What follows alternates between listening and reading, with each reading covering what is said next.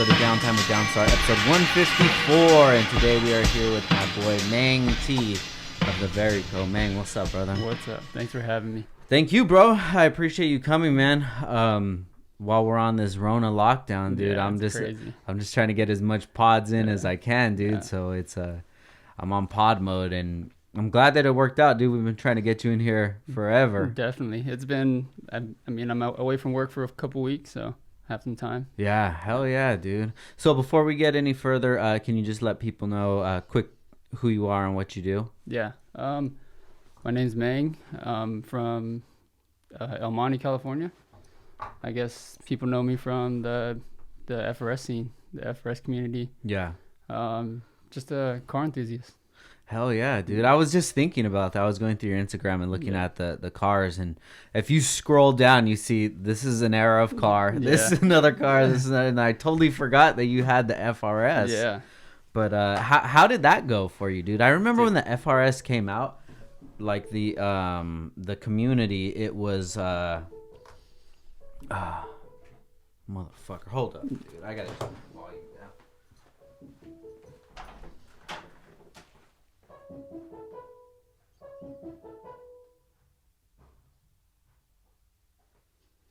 That shit's hooked to my phone for the Google number. Is it really? So Yeah. So it'll ring through there. I've had it happen at a pod, and then they just keep calling back and back and back. All right, let me make sure that my bad, bro. You're good.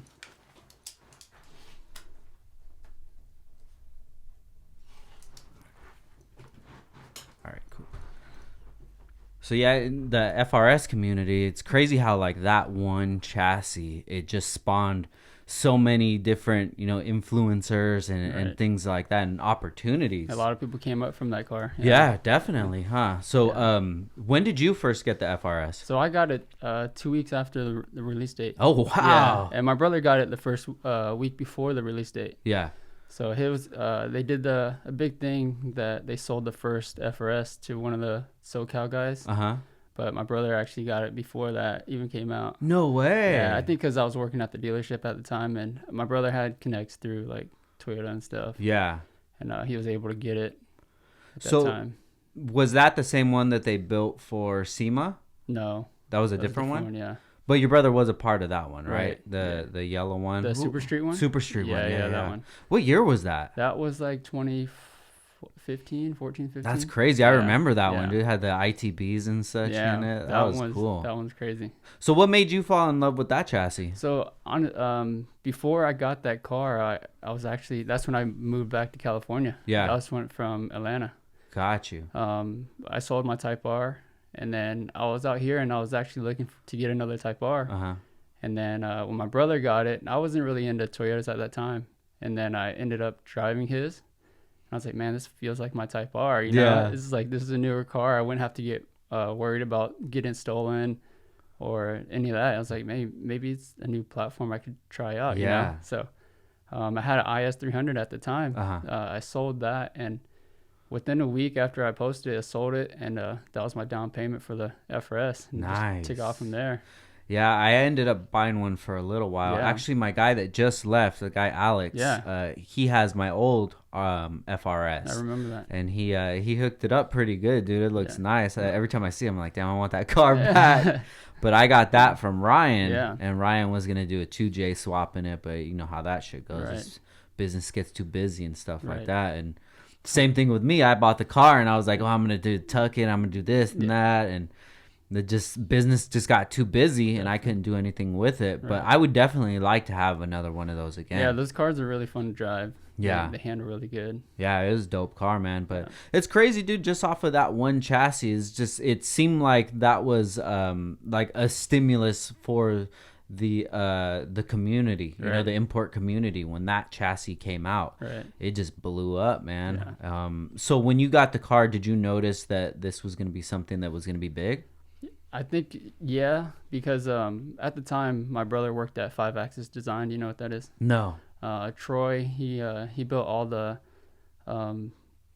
cars for Lexus and Toyota, the pre-production cars. Okay. Like prototypes. Mm-hmm.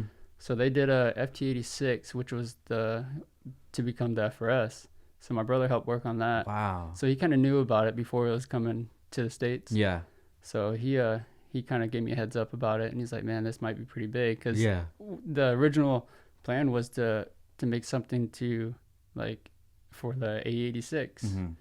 crowd, and it was their first rear-wheel drive to come back out. It was fairly priced, low horsepower, like stuff that people wanted. Yeah. There was nothing out on the market at the time, so I think that's why it did good.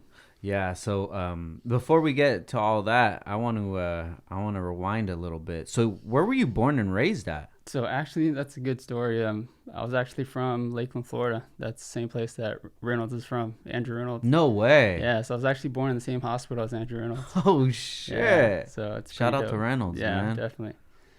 So that was cool. So Florida, and where did you end up after that? So after that, I actually came out to LA. Okay. Yeah, when I was 15. Uh-huh. And then So until 15 you were in Florida. Right. Really? Yeah. No shit. Yeah. What was that like? it was cool, because the South, like, you can raise a family. You can go out and play with kids, and it was the norm, Yeah. This Southern hospitality, it's Yeah. different, Yeah, definitely. And I'm thankful that I grew up in that, So Uh-huh. there's a lot of stuff that I learned from like Florida, and then that was up until 15, when your mind starts to change, and you start to grow up. To come out to LA, it was awesome. Yeah. So what made you come out to LA? So my dad's side of the family all lived in California at the time. They all owned restaurants and stuff, and then they offered my dad a restaurant to take over. Oh wow. And then my dad's like, "Let's go! Like we have nothing better. Yeah. Let's just take off." So it was just you, your dad, and your brother? And my mom. Okay. Yeah. So the just whole all four of family. you guys Yeah. just came out. Yeah. What kind of restaurant was it? It was a Chinese, like, fast food. Gotcha. Kind of like a Panda Express, but it was like a little ghetto version. Got you. But it was busy. The dollar joints? It was kind of like that. Yeah, they have them here in Oxnard, Yeah, dude. yeah. Those are the best, Yeah, they're bro. good. It was actually on Crenshaw Boulevard, Oh, too. really? Yeah. Wow. So So moving from Florida to what city in California? To Monterey Park. Okay, to Monterey Park. Yeah. What was the big difference that you noticed offhand? Everything. Actually, because I probably only visited maybe twice before I actually moved out here. Mm-hmm. When we decided to move, like, we came out for, I'd say, 2 weeks. And then as soon as we went back, my dad's like, yeah, we're going to move. Like, within 2 weeks, my dad sold everything. Oh, wow. We packed up our car, and we drove here. Yeah. Just take off. Wow. So it was, like, kind of unexpected at the same time. Like, I didn't want to leave. Like, I didn't ever leave Florida at that time. Uh-huh. So I was like, man, this is gonna be crazy. Like what's gonna happen? Yeah. Like, I'm leaving all my friends here, and then starting in a new place. Dude, 15's a crucial age, It is. dude. That's damn near in the middle of your high school years. Right. If you've been there since you've grown up, Yeah. probably have all kinds of, shorties that you're trying to get with. Yeah. So One's on the list. Like, friends that I knew since, like, kindergarten up until, like, 9th grade. Like, you see them grow up. Yeah. But yeah, so I came here and started. So I finished 9th grade in Florida. Okay. And then I came here and started 10th grade. Finished high school here. So that was definitely a big change. So high school, sophomore year in year. LA. Right. Was that shit like the Gangster's Paradise, or what was it Yeah, like, it dude? was crazy. It was in Montebello, California. It's like close to East LA. Yeah. Actually, when I first went to school for orientation, like, I had family members that tell me, like, oh, you can't wear, like, these certain colors, and just because, like, they were scared, and I didn't know anything about it. I got hit up. Me and my brother got hit up the first day, and was like, where are you guys from? And I was like, what do you mean? Like, where am I from? Yeah. Like, I'm from Florida, And it was crazy. And then they're like, all right, they just left us alone or whatever. And I didn't know anything about getting hit up or all that. I was just like, what the hell? But yeah, that was crazy. How'd you know I'm not from here? What do you mean? Yeah, exactly. Where am I from? Yeah, that was crazy. Yeah, for me, that's just like a normal question, just being born in SoCal, Yeah. But I could just imagine if you're not from SoCal and then you come to school out here, hey, where are you from? I'm like, what do you mean? Yeah. You're just like some innocent dude. Like, you don't know the difference, you don't know if they're after something else or. Yeah. It was crazy. So what was school like? School was dope. I mean, it took like I'd say like a couple weeks before I actually like really talked to anybody, just because I wanted to get a feel of like being in school in California. Yeah. Just meeting new people, Yeah. So at that time, were you skating? I was. So I started skating when I was like, let's say 8 or 9. Oh shit. Yeah. So since you grew up in the same city as Reynolds, did you ever run into him at any parks? I did. So my brother would skate with him all the time. No so way. Andrew used to come to my house, and I was beginning. I didn't know anything of it, Yeah. Yeah. So my brother used to go like skate with him all the time. They graduated from the same high school. And I remember this clearly, like Reynolds had a red EG hatch, and he used to come to my house and just park it, and then they just go street skate. No Yeah. fucking way. Yeah. Oh my goodness. Guys, if you're not familiar with skateboarding, Reynolds is like Jordan. Yeah, definitely. He's the best. Whoa. Yeah. What's the age difference between you and your brother? 5 years. 5 years. Yeah. Okay, cool. Yeah. Damn, that's wild. So 5 years, of course, my brother didn't want to take me out with him, and I was just like a little kid starting, So like he was doing his thing. He was like in his teenage years, so they want to do their own thing. So, but I used to see him like come over and hang out. So they were close to the same age? Yeah, I think they're maybe a year or two difference. Yeah. That's wild, bro. So this is before Baker and all that. This is before. Shit, right? So he was on Airwalk. Okay. He was on Birdhouse. Yeah. His mom or his parents lived maybe 10 minutes from us. So, dude, it was sick. Like watching all those old video parts, like those around my house, like that era was dope. So he used to get flown out. Like he was always good, Yeah. But he used to get flown out to California because that's where all the big people were, Yeah.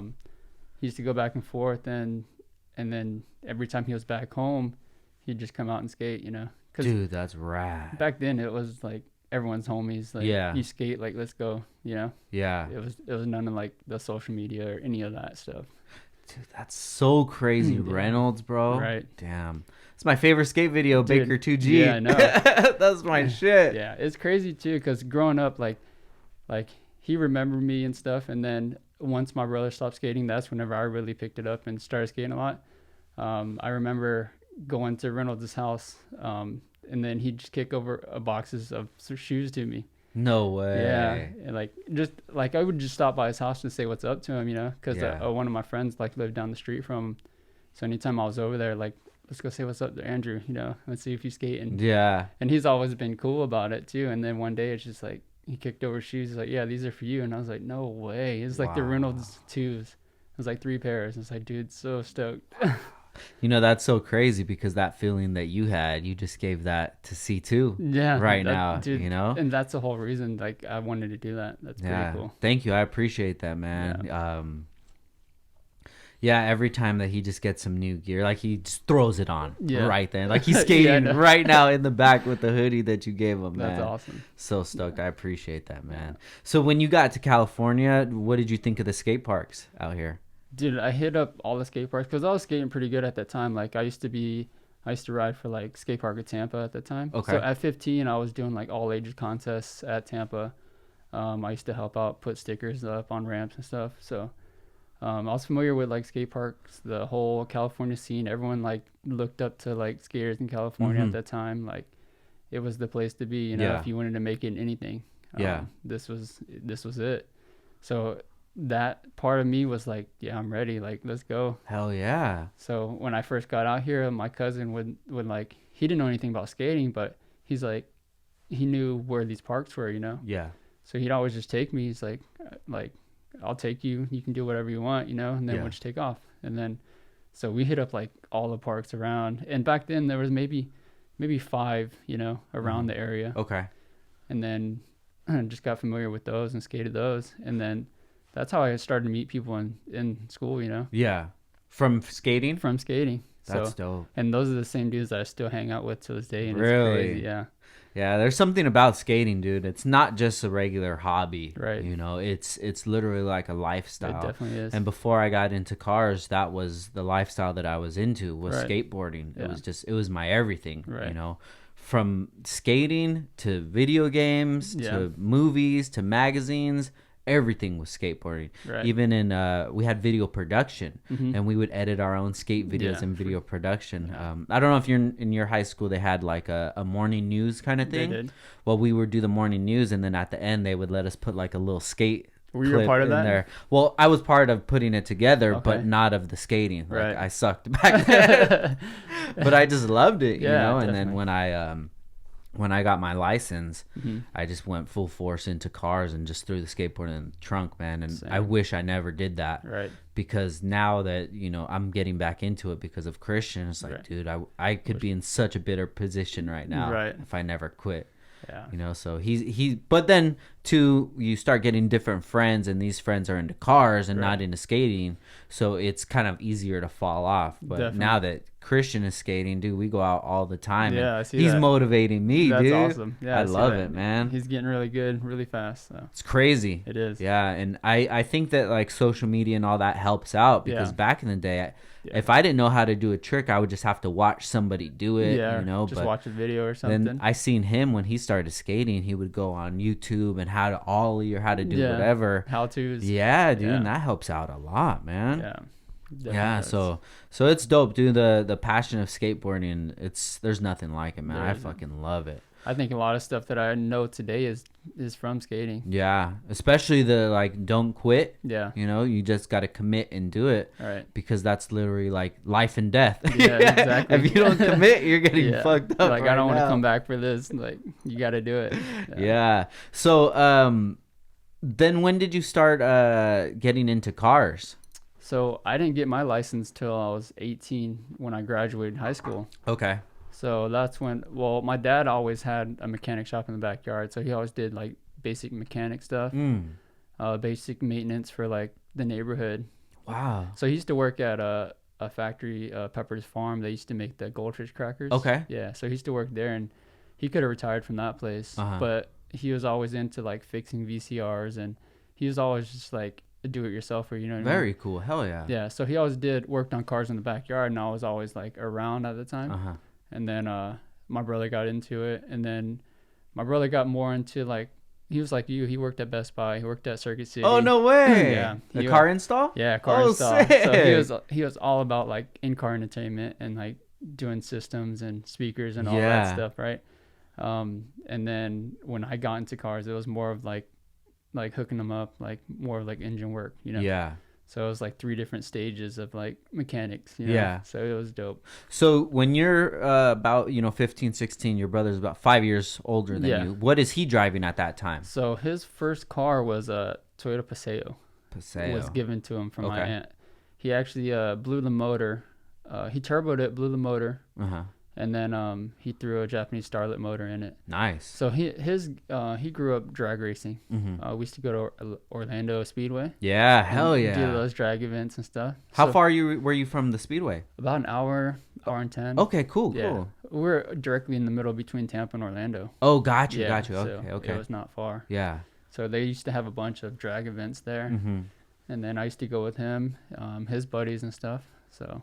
And the Starlet, isn't that motor pretty popular? Yeah, like on the East Coast. Yeah, because I think that a lot of people from like Puerto Rico and such use those motors, right? The road, is that what a rotary one? I'm not sure, but they do a lot of rotary and things like that, Mazdas and stuff on the Loud East Coast. Stuff. Yeah. I love it, dude.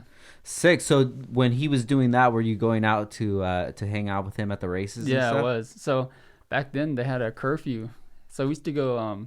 I guess if you're under a certain age, you had to be in the house or whatever at a certain time. Really? Yeah.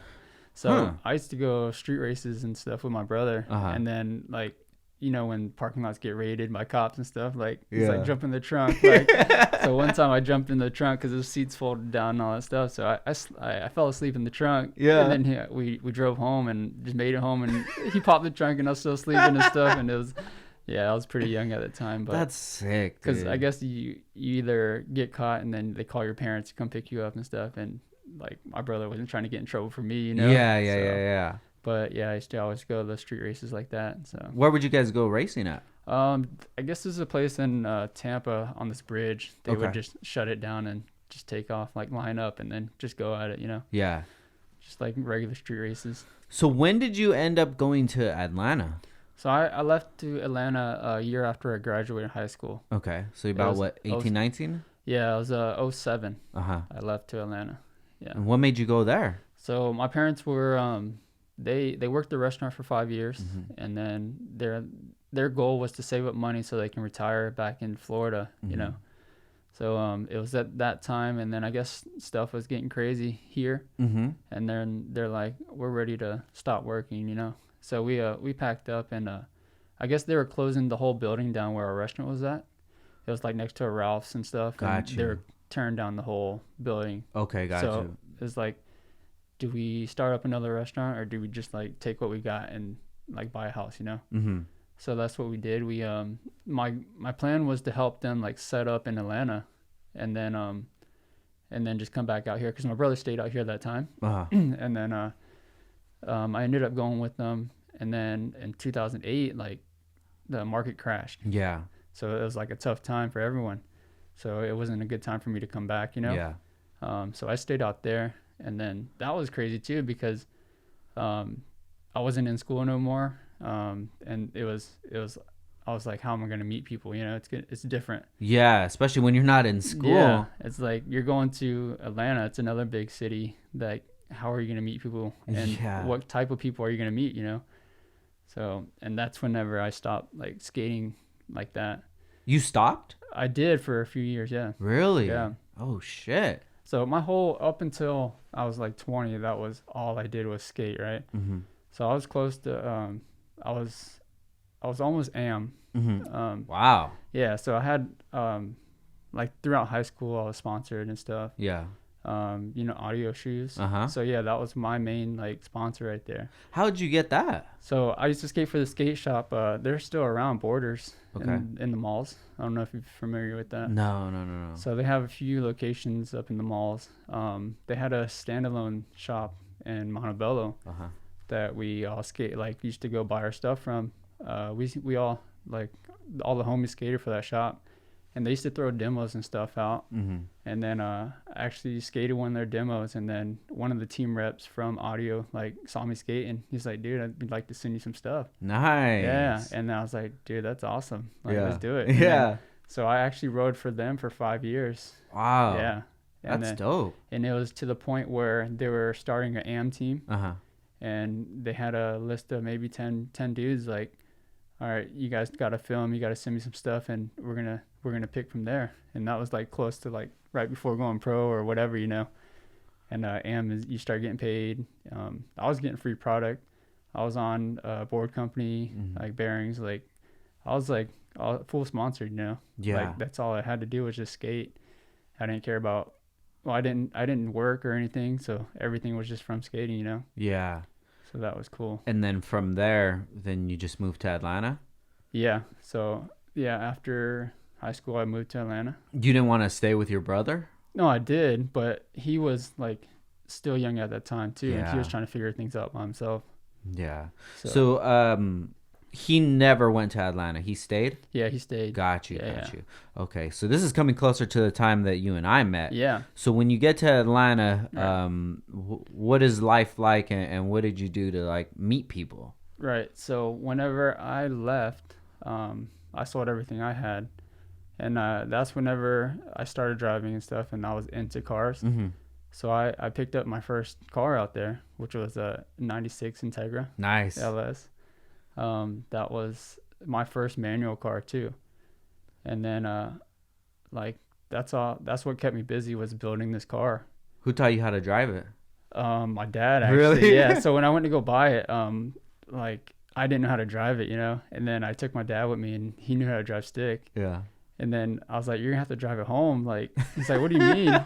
He gets in it and he's like, "Oh, it's stick." And I was like, "Yeah." And he was kind of pissed because he didn't want me to have it. Yeah. And I was like, "I'm paying for it, so like it's there, you know." So What made you pick that car? I've always liked the way they looked. Like my brother had one before, Mm-hmm. and he had a LS Turbo as well. Oh, sick. Yeah, his Okay. second car was an Integra, Nice. and then ever since then, I was just like drawn to it. Yeah. I liked the way they looked. and Yeah. they had power windows and all this stuff. So were you into it, like into the Honda community, or you just like that car? I did. So at that time, I was like on Honda Tech. I was on NWP, Really? Yeah. Oh shit. I was looking at all that stuff, and then I helped my parents set up. They had a restaurant out there as well, but I got my first job and I started working at FedEx. And that's funny because that's when I first met Jay. Really? Yeah. Jay Thamavong. Yeah. My brother Jay. Yeah. What's up, bro? How did that happen? That was funny because he used to work he used to work for Wells Fargo.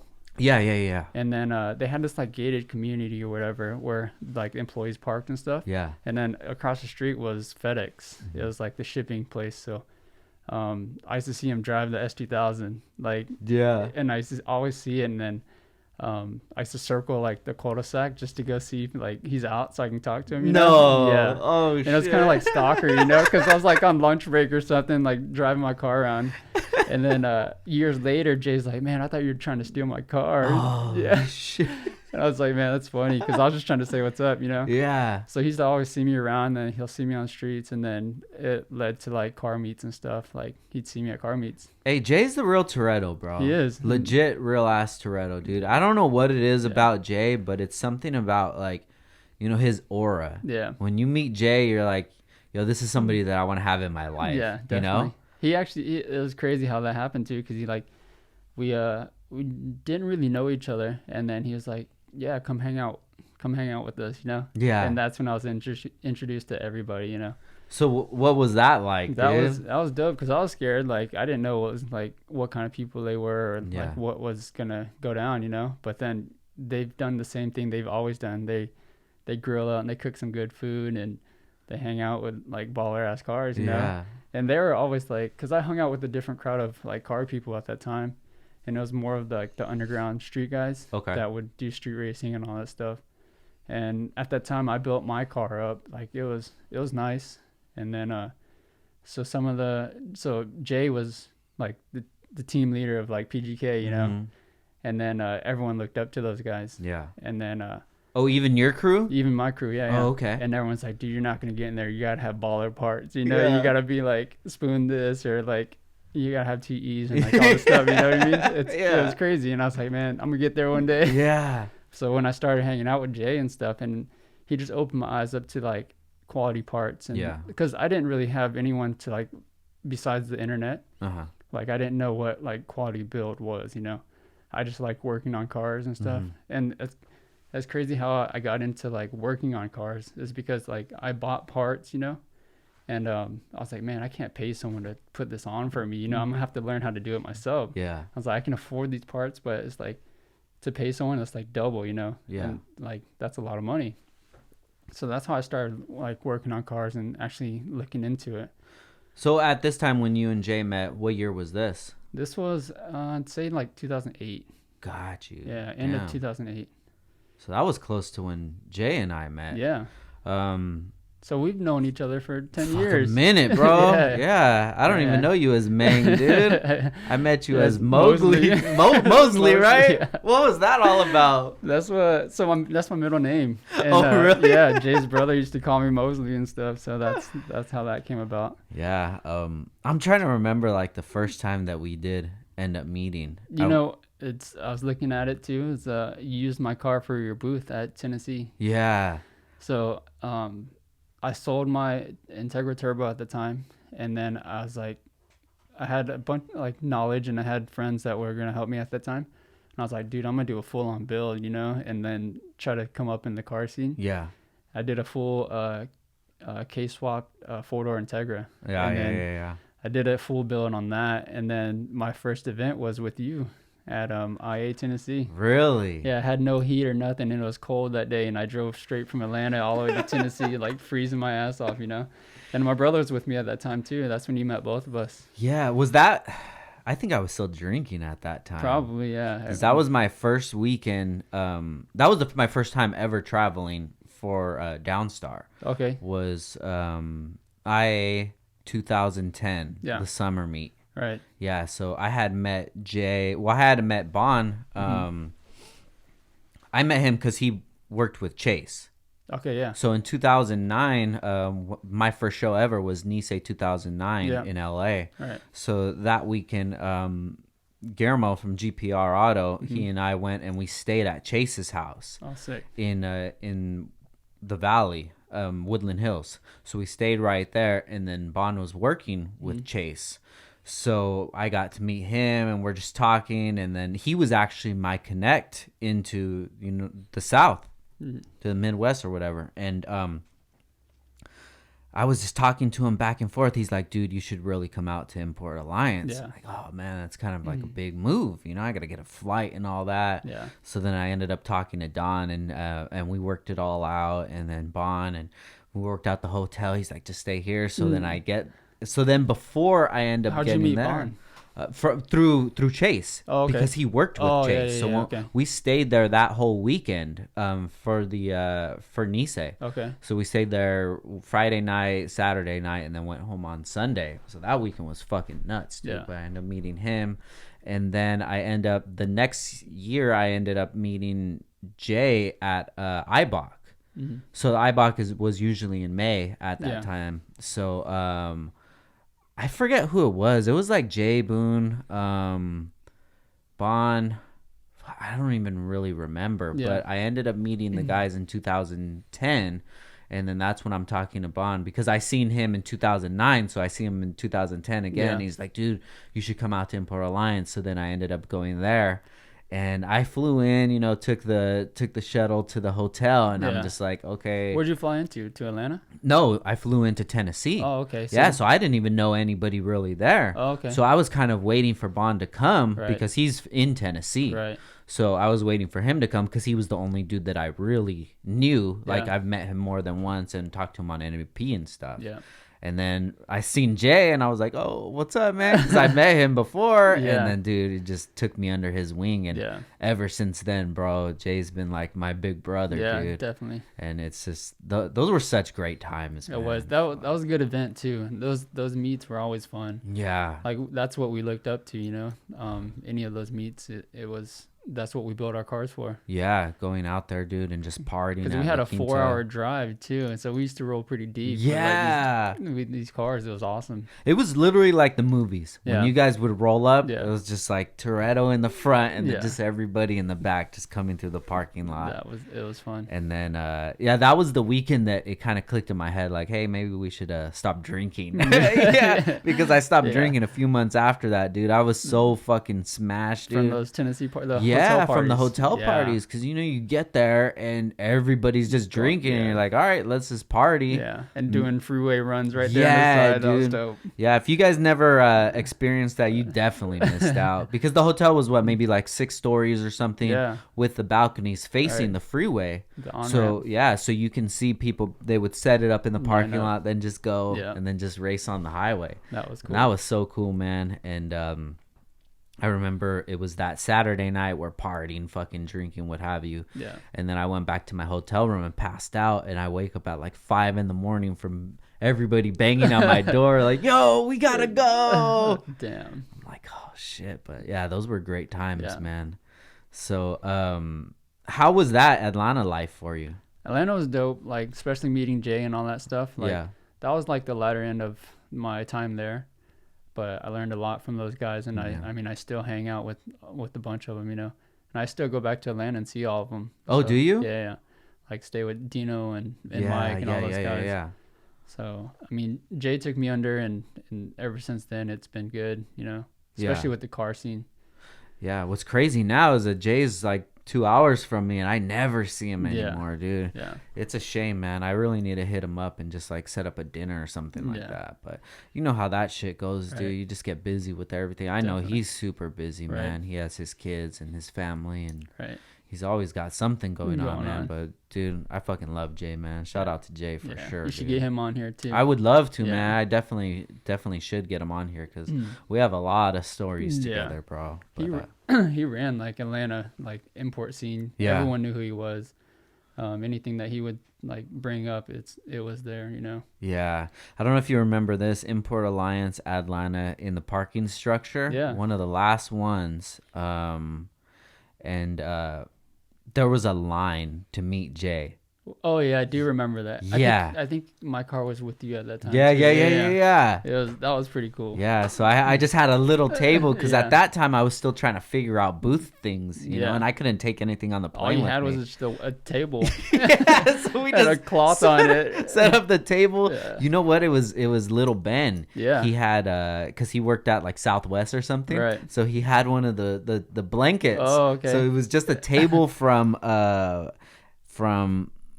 Mike's CRV. Oh, You know okay. how it comes Yeah, with yeah. the table? It was that table Oh. and then the cover on it. Right. And we were rocking that for a little because we were waiting for the table to come in, dude. Yeah. And That's awesome. there was a literal line for people For Jay. to meet Jay. Yeah, just to talk to him. And I was just like, dude, this is the coolest fucking guy ever. He was the closest to like Fonzie that I've ever seen in real life. Yeah, anything he did to his car, everyone knew his car. Yeah. And it was awesome, like, to see, like, he changed it all the time. Yeah. Like, he set trends for sure. Yeah, I remember that car when they actually drove it to California. Yeah. Ibach 2008. That was when it was yellow? Yeah, when it was yellow. Right. Did you drive down with them? I didn't know. No. Yeah, I didn't know who they were, Mm-hmm. but I was actually, there's pictures of me behind Jay's car in the line to get in. Yeah. You were driving your car? The right-hand drive. Okay, yeah, yeah. I didn't even know who he was or Yeah. anything like that. Yeah. But it's crazy how all this shit works out, dude. Right? You know, just even us, bro. I've known you for like over 10 years now. Exactly. That's crazy. Yeah. Time we flies, haven't got man. to sit down like this and talk to each other. Shoot, I know, dude. That's cool. And that's just how life goes too. Yeah. You know somebody for so long, but it's always just quick, like hi, bye. Yeah. You know, how's everything going? But Right. to actually just like sit down with them and chop it up. Yeah. You know, out of all the Atlanta guys, like Chubby and I have gotten like super close, Yeah. bro. Yeah. Shout out to Chubby, man. I fucking love him. He's dude. always traveling and stuff too. I've seen him recently too. So. Oh, really? Yeah. And Yeah, he's always traveling, He is. man. He's not even just like statewide, dude. He's worldwide. he He's very very cultured. Right. And sometimes when he and I get on the phone, it's hard to get off because we'll just be talking forever, dude. Chubby's one that I want to get on the podcast for sure. Even him being younger than me, it's still somebody that I look up to because he has so many experiences. Yeah. You know, him and Boone, and I love to see them doing their thing. You know, even Boone with the CBD brand. Yeah. Yeah, That's cool. I got some right there, Nice. dude. I use it all the time. Shout out to that, dude. That was a really good part of my life. Yeah. The whole like Atlanta, you know, Tennessee. Yeah, that was a big kinda part scene. of, even though it was only 5 years of my life, I think that's a lot of like what set me up. Yeah, no, definitely. So what made you leave Atlanta? It was just time to go. The economy was down. Yeah. My parents decided they wanted to come back. So we all took the trip and we gave my brother a heads up. And then at that time, I just started working at Honda. So I was a tech at Honda for a year and a half.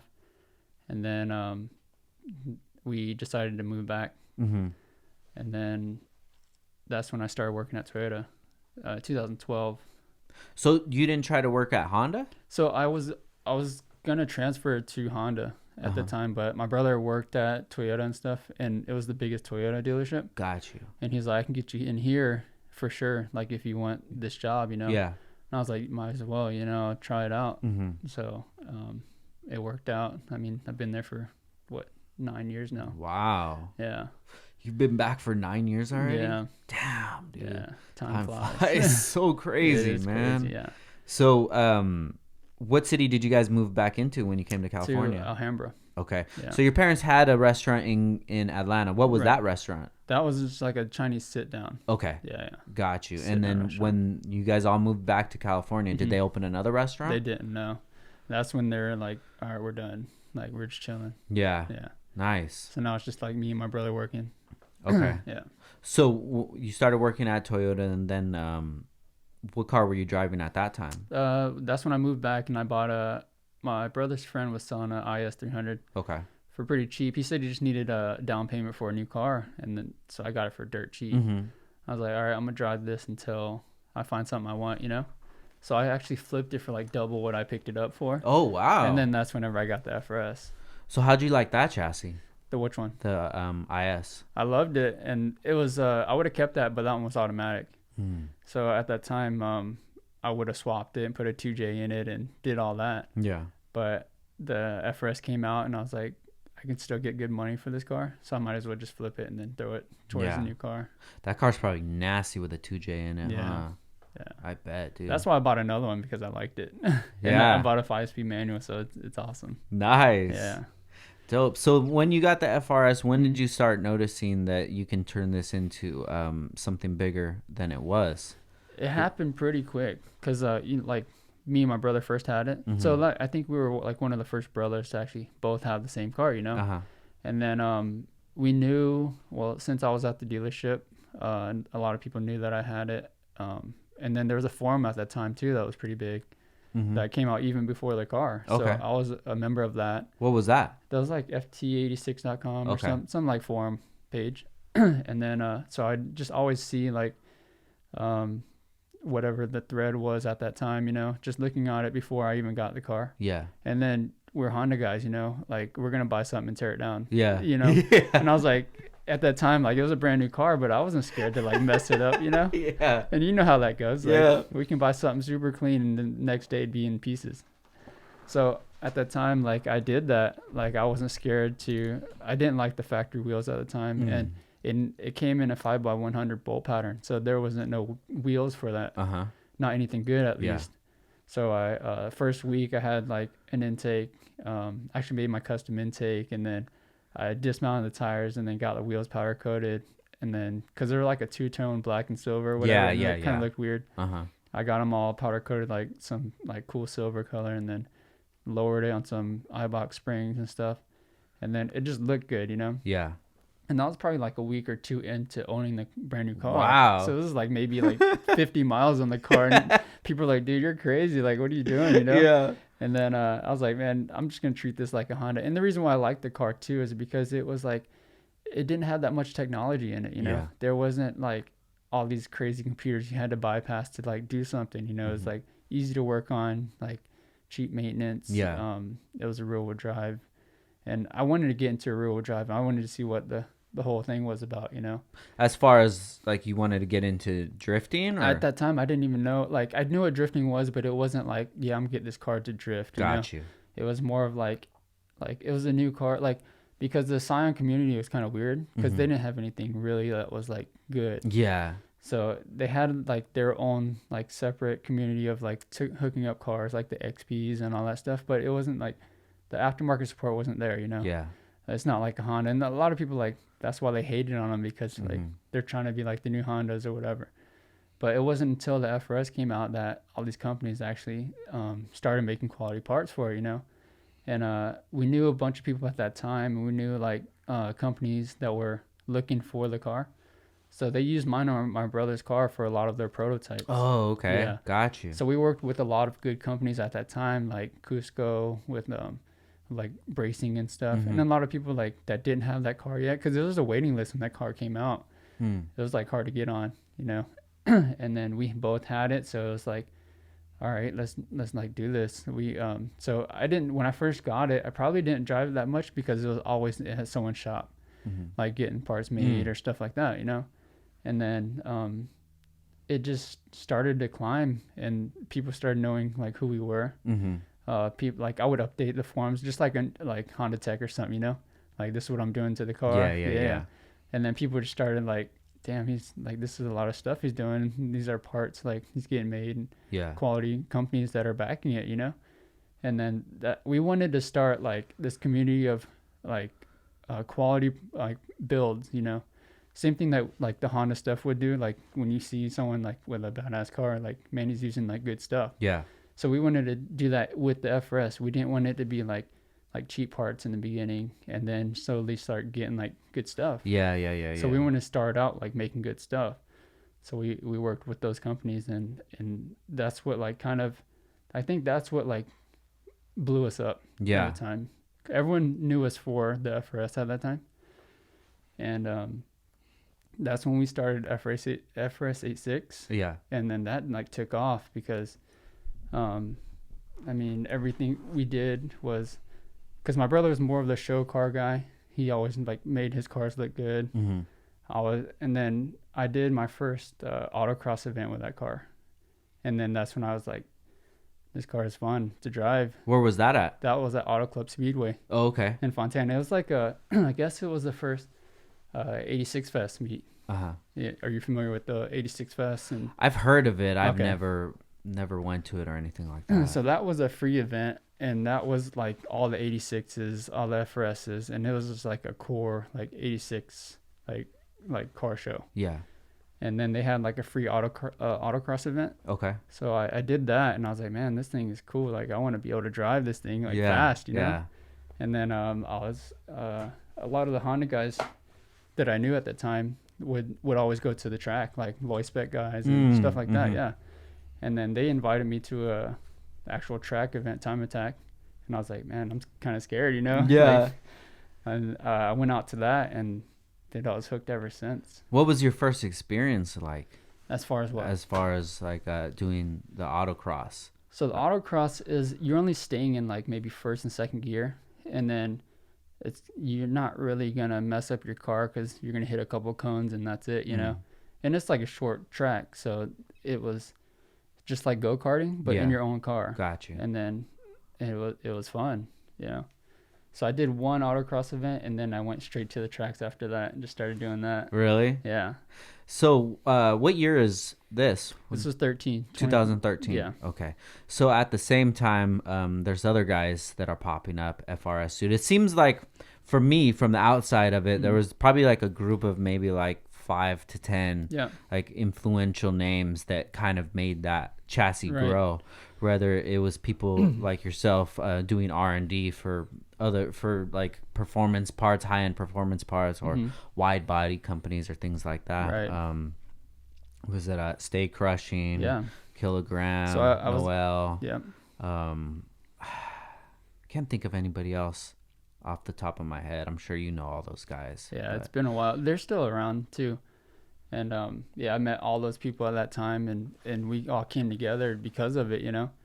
And it was a good thing. So what was that like with all of these kind of big name FRS dudes? What did you guys all work together, or was everybody just doing their own separate thing? We did work together because we were kind of like our own group, you know, like because the car was still new, and I think we were the ones that started it all, modifying and all that stuff, and everyone saw that, you know, and those guys had a big following. Yeah. And to see everyone, all those like top 5 together, you know, everyone's like, man, like looking up to these cars, you know. Yeah. Even Garrett too. I remember Garrett had Jarbo.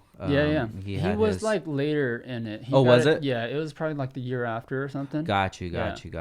But yeah, like Noel, he was one of the first that got it. He went crazy with it, you know. Yeah. He always had good style, and he had like good wheels from the beginning, you know. Yeah, didn't Noel come from like, I don't know if he had a Honda, but I always remember him with the Honda, the heavy hitters of the Hondas. I mean, because he was with Phase 2 and stuff. That's right. He was on Phase 2. Yeah. Yes, okay. So I think he had a Corolla at the time. Yeah. And he kept his SSRs, and that was 5x100. So once the FRS came out, he already had wheels for it, and then threw it on bags. Yeah. Like, he was probably the first to throw it on bags, and everyone's like, damn, that looks I good. remember that, dude. That car was fucking clean. Yeah. Yeah, that build was a little more towards, like, the Honda style build. Definitely. I like that one. Yeah. So you never went wide body on yours, right? I didn't. No, because, like, when I build my cars, it's because it's for a purpose of what I want to use the car for, you know? Got you. I knew that going wide body, it would sacrifice a lot of stuff, like being able to drive it every day. You need to throw something wide on it or double spacer just to get it to fit right, you know. And then I couldn't track it at that time with the wide body just because it wasn't ideal. So I never did that, and I always liked the clean body look, so I just kept that. I did more performance than anything. Got you. Yeah. So as the popularity started to rise, what are some of the new things that you would be able to get into? Like, what other companies did you start working with? And so Hotchkiss started making stuff for it, and I was on them. So that was a good thing with me and my brother, that since there's so many companies out there, my brother took his way and went to different companies, and then I took my way and went to different companies, and then we both built like similar cars, but we had different companies like on our cars, you know. So we got to test out both, like, okay, I like this part on your car, you know. Yeah. And then like something on my car was better.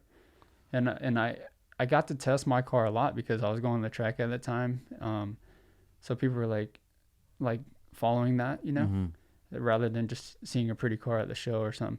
But at the same time, like, because I was building my car for the track, I would be at every like car meet, every event, like FRS meet, just to help it grow.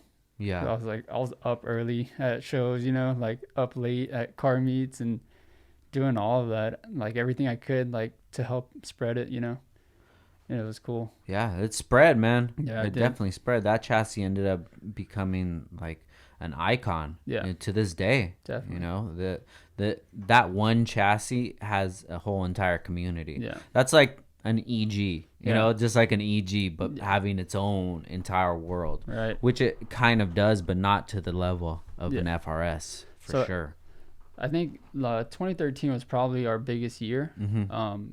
Even that year, we started that Siren Tuner Challenge. Yeah. You remember that? Slightly. So we won that Okay. in 2013 into 14. So explain a little bit about that. So that was the Siren Tuner Challenge they did every year for SEMA. Okay, yes. So they have is it 90 days or something to build a car from scratch? Uh-huh. And then they show it at SEMA and then it's judged or whatever. And that was the yellow one. That was the TLTC. Scion TC. Oh, okay, got you. Yeah, that was me, my brother Noel, and Bert. So like two brothers, and then we built that car. And how was that? That was crazy, man. Because you have 90 days to. There's no aftermarket support for that car. So Scion gave these. They picked 3 builders from around the world, around states. They gave them a budget and then a time frame. Yeah. And then you have to come up with something and then it to be judged like at SEMA. Yeah. So that was crazy. Like I had a full-time job at the time and then the car we had it at it was in Orange County. So anytime after work I'd have to like sit in traffic for an hour or two and just to go work on the car, work on it late and then go back to work. Like it was for like 90 days. It was crazy. And all of us, it was brutal. Yeah. How was it working with other people on a build? It's a lot of headbutting. You have to like work around things. It's hard because everyone has different ideas of how you want something to look. We did agree on a lot of things, and then a lot of things were like we're stuck with time frame, we're stuck with money, like everything. It just has to work. Yeah. And then everyone has to pull their own weight and something like that. It's hard, especially with 4 people, Yeah. It's tough, but that was a journey. Like it was awesome to be on. So what was that crunch time like to SEMA? We barely, so they were supposed to pick up that car that day. And, I think we had the truck wait like an hour or 2 before we could finish the car before it can get loaded on. Yeah. That sounds like every SEMA story. Yeah, exactly. Yeah. So I was I did the whole, like, I put the turbo kit on and did all that. But yeah, we did a custom wide body kit, molded on. Nice. That put on bags, custom wheels and everything. The car was nice. It was fun to look at. And you guys won the challenge. Yeah. Nice. What was the reward? It was $10,000. Whoa. Yeah. So what ended up happening with the car? I think Toyota still has it. It might be in like Toyota like showroom or something somewhere, and maybe in Texas. So they just give you the car, give you a budget, you build it, and then you just give it back to them. Right. Gotcha. Well, some of them are crusher cars, so they use it for stuff like that promo. Yeah. And then they get rid of it after, and I think they kept ours. So that was cool. That's dope. So after that, did you notice the attention on you guys go up? Definitely. Yeah, so that helped us with the FRS community stuff as well, with the Scion in general, and then that's when my brother opened up a shop, and then it took off from there. Damn, how did that end up going, the shop? So my brother, I guess he didn't have a job at the time, and then because we were doing all that stuff, so he took time off and then didn't have a job, so we just dedicated time to that. Yeah. And then after that was all said and done, we were working out of our garage. And then we were living in an apartment at the time. And then neighbors started complaining, like, man, you're working on too many cars. Like, cars are in and out and, like, parking and stuff like that. Oh. So the landlord tried to kick us out. And And at that time, my brother's like, we got to find a shop, and take this, like, either I find a job or we open up shop. So I helped him do that. And then, we just started doing that. And we started focusing on like FRSs just because that's what we knew. Mm-hmm. And then it slowly, gradually like got into like other cars and stuff. And then that's when we started working with like Super Street and stuff, and worked on their Rocket Bunny FRS, Mm-hmm. and started doing a lot of stuff like with Toyota, and it just took off. So is the shop around still? Yeah, definitely. Where's the shop at now? It's in Monrovia.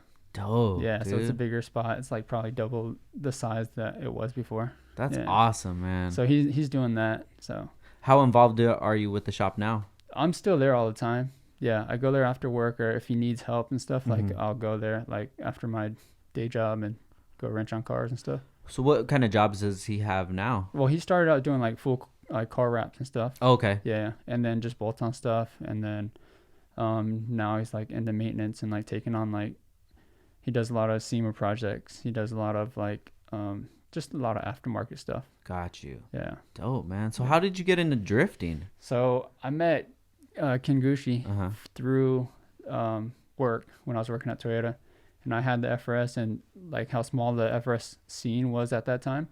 He saw my car often, and he lives down the street from me, Mm-hmm. so it was like inevitable to like see each other around, like even events and stuff, because he probably had to be there and I was there anyway. Yeah.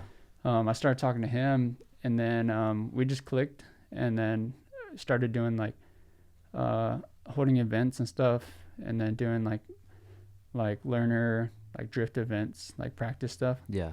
and then just started doing it from there. So what was your first time like drifting? I think I got it down pretty quick, like Really? just like donuts and stuff, nothing crazy, like connecting and stuff. Yeah.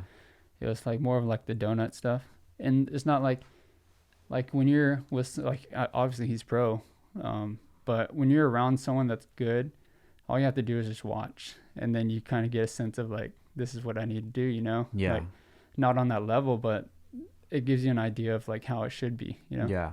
So I think I just learned from that. So what car was this that you were drifting? Those are my FRS. Oh, really? Yeah. Nice. So I used it for time attack and drift at that time. Mm-hmm. I kind of overbuilt that car, and that's the reason why I sold it, is because it was like faster than what I could handle. Uh-huh. And then you can't build a car for both, because for drifting you need a lot of angle. That car didn't have it. If I did an angle kit, it wouldn't be good for time attack, Oh. So I kind of used it for what I could, and then just had fun with it. What power was it making? It had a Jackson Racing supercharger on it, so it had like 264 to the wheels, Got you. and that's pretty good power. So what made you go towards Jackson versus a Vortec kit? So I liked the linear power it had on it. I was gonna go a turbo, but at that time I wanted to build the car for a time attack. So I was like, what's gonna be better for the long run of like what I want to use it for? And the Jackson Racing at the time was carb legal, and it was just easier route. And I liked the way the setup was. It looked clean. It was easy maintenance. Yeah. It didn't mess with my oil, so it had this separate like supercharger oil, the fluid. So if that were to go bad, like the engine's still fine. Got you. Yeah. So everything just looked good. Yeah. Yeah. So did you start to like drifting more than time attack? I did, and it caught on quick. And then it's like a different feeling though, because we're on time attack. Like you're into it. It's intense. Like you're trying to beat yourself, right? Drifting's all about fun though. It's like you can have so much fun doing it with your friends. Yeah. And then you gotta have a car that you don't care about, because you're gonna mess something up. Yeah. Like you're gonna hit a wall. You're gonna hit something. It's gonna happen.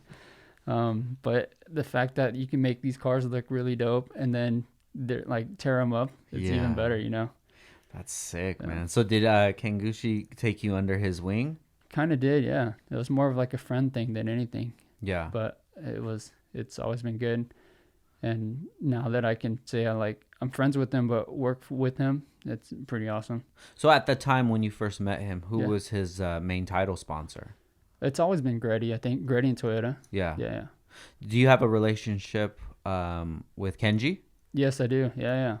So they actually took me under too. Really? Yeah, it's an honor to Hell be man. with them, that's whenever I got into, because I recently, after I sold the FRS, I got back into the Honda scene. Yeah.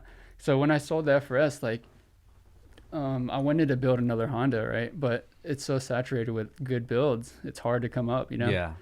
And then I wanted to meet those Honda track guys because those guys are fast, And then I wanted to build something that I could like show for and learn to drive a front wheel drive again, and then hang out with that crew. Mm-hmm.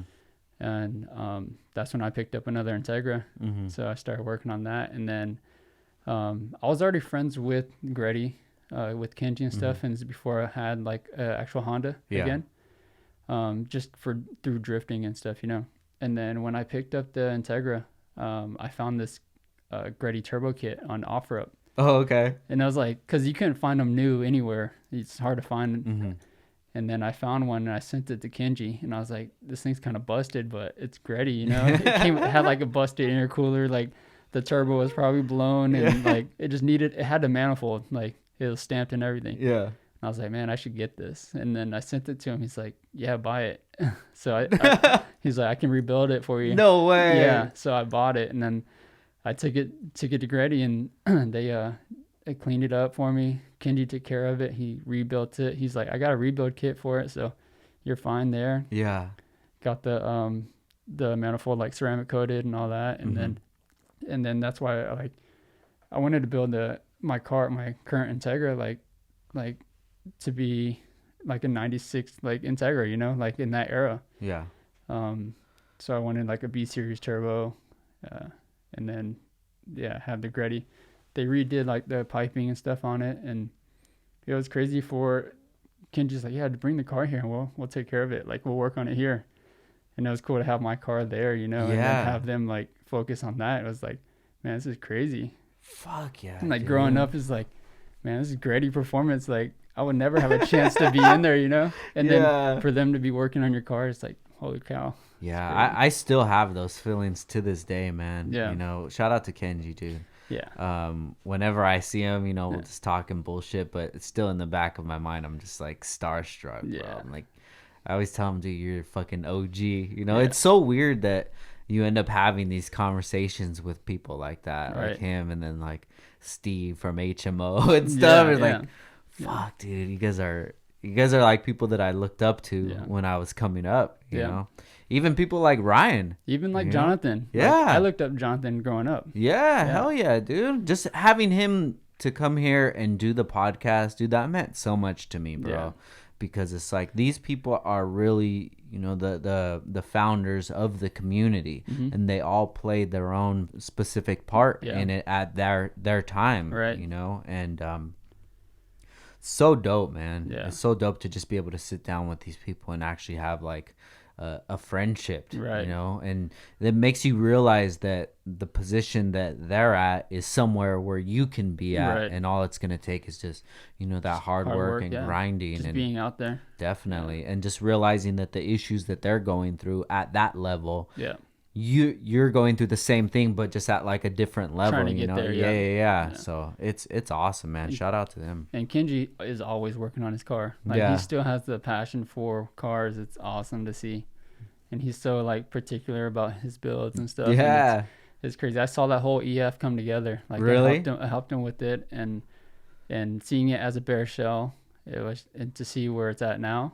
It's crazy. So what was the idea for it at first? Was this like a nostalgic build? I guess that was one of his first cars or something. And he wanted to build, with all his knowledge now, he wanted to build something like as it is, It's pretty cool. Yeah, definitely, man. That car, and then the one that they just released at SEMA. Which one? The Supra. Oh yeah, that was crazy. Just sick, man. That was crazy. That's like a Honda build, but on a Super chassis, full tucked with like 2J. Yeah, it's pretty sick.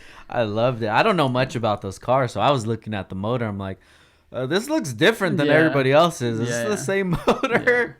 But that came out dope, man. That's actually, cool. They didn't have they didn't have a 2J in that one, I don't think. No. It was just the regular one, but they had the manifold on it. Oh, Just for me, if it's not a Honda motor, I'm not really sure what it is. That's true. So when I seen that manifold, I'm like, yo, this looks a lot different than the other ones. But he just killed it, man. Shout out to Kenji. Yeah, they worked hard on that, and I saw that like be as a shell too. and I didn't see it finish until it was at SEMA, you know, and that was crazy. That's dope, man. Yeah. So you get the Integra, Mm-hmm. you start building it, and your idea is to make it a time attack car? No, honestly, I wanted a daily just to have fun with, you know, like a cheap car. Yeah. So at that time I sold the FRS and had some money to play with. I wanted to build, I picked up the Integra for like $1,000 bucks. And then I was like, man, cause I get bored quick and I want to just build something, you know, like me to cars is the joy of building these cars is what I like doing, you know? Yeah. So I get bored quick, and then I was done with the FRS at that time. So I was like, okay, I'm gonna get rid of it while it's still good. Got some money, built the Integra, and then just like sat on it, you know. Started meeting the Honda community again, and then just started tracking it. I remember you had that car for a while before you started doing anything with Which one? the Integra. Actually, I got down to it pretty quick. Is that the same one that you have now? Which one? No, it's not. Oh, Yeah, okay. I thought it was not. the same car. No, which one are you talking about? The white one or The green one. Oh, the green one. I've had that one for maybe less than 2 years. Got you. Okay, Yeah. I thought that was the same. No, the same I picked car. up an automatic white one, and then Got I did you. a five-speed swap in it. And I built that one, and then when the green one came up, my friend had it sitting in his driveway, and it was the bare shell. It had JDM front already, and I wanted to do a JDM front on the white one, and then I was like, man, it was already painted. The green one was already painted. It had the JDM front, and I was like, man, I can just sell this one and then just buy the shell from, you know. I ended up selling the white one, and then I traded a set of wheels for the shell for the green one. No shit. Yeah. What kind of wheels? Some SSRs. Oh wow. So I got those like redone, and they were worth maybe like $1,500, you know. And then I was like, I'll trade you these wheels for the shell. And he's like, yeah, it's just sitting in my yard, you know, like take it. Yeah. So yeah, so I picked up the green one, and then I took all my parts off the white one and sold it stock. Yeah. And then just transferred everything over to the green one, and then I had so much trouble with the green one. Really? Because it was sitting for so long, and I didn't know the last owner who had it. And it had I put a motor in it, and then it ran, and then after that it like just died. So it dropped a valve, right? And I was like, man, this is weird, you know, because I was like, it should be good. I had a new motor in it, got it from HMO and stuff, and I was like, dude, the motor has to be good. And then started thinking about it, and then it had bad gas in it. So I took out the gas tank, and it had a rusted gas. I guess they ran E85 in it like before, and it just ate up all the gas tank. Got you. So I was spitting that into the engine, and it just I blew 2 motors. Oh, because wow. of it. Yeah. No way. Yeah. And then this was before I could even drive it, you know? And I was like, man, this sucks. Like, How did it blow it? Like it was just it was quick? So no, the gas was sticky because it was contaminated. So it would, as soon as it would spray on the back of your valves or whatever, it would gunk up. And then your engine was done because your valves weren't moving anymore. So how long was it before you realized that was the issue? That was a good couple, maybe a month, because I was like over it, you know? Yeah. And then, so I was supposed to run FF battle with it. And then I found out it was bad gas. And then that's when I got a new tank. And then I redid all the lines. I pretty much had to rebuild that whole car from the ground up, like bare shell. Damn. Yeah, in order to get where it's at today, you know. What made you come to that conclusion that it was the gas? Because I did all the checks, like everything else would look good, and you know, like those cars are easy to tear apart, you know. And then got it down to it. I finally did a gas sample, and then overnight it split into 2 different like fuel and something yellow, you know. It's like the oil and water thing, you know. Yeah. And then it just smelled like tarnish. So it smelled bad. Yeah. I was like, man, it's got to be it. So I finally pulled the pump and then looked inside, and it looked all rusted and stuff. Oh, shit. I dropped it, and then I was like, man, this got to be it, you know. So I bought a new tank, and I wasn't even sure if that was going to fix my problem. But then I got a new tank and then cleaned out all the lines and then put a new motor back in it, or actually just rebuilt that motor. And that's the same motor that's in it right now. Nice. So I did the head gasket and all that stuff. Put a new gas tank in it, and then it's been running ever since. So yeah, So that was a huge headache. So what was it like getting out of the FRS community and back into Honda community? It was hard, because you're not going to build, like nowadays, you're not going to build something that is going to stand out, So I didn't care about that. Yeah. I was like, man, there's a lot of ideas that I want to put like into this car. And I've been renting for so long now that I had a bunch of ideas that I could do by myself. Mm-hmm. So I was like, man, I want something clean. I want something that I can beat on. And then let's just see where it goes, Honda parts are cheap. I can pretty much buy whatever I want for the car and put it together by myself. Yeah. So like the whole car has been put together by me and a buddy. Mm-hmm. And and then I take it, it's been to like 20, 30 track events, Wow. Like it's like I can beat on it. Yeah. And not have to worry. And I think that's the best part about working on cars is like being able to buy something and to put it together and then go out and test it, Mm-hmm. and then to be reliable and stuff. It's rewarding. What was your FRS supporters? What were they saying About what? about you getting out of that community? So all my contracts and stuff were up at that time, Uh-huh. like sponsors and stuff.